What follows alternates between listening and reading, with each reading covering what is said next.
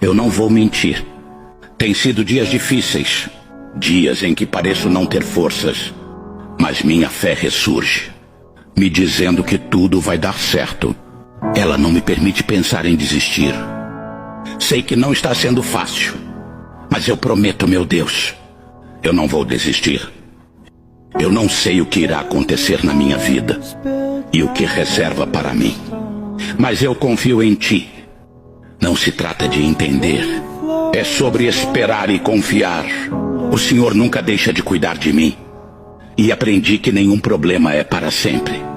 Então não me estresso muito, porque não importa qual seja a situação, vai mudar.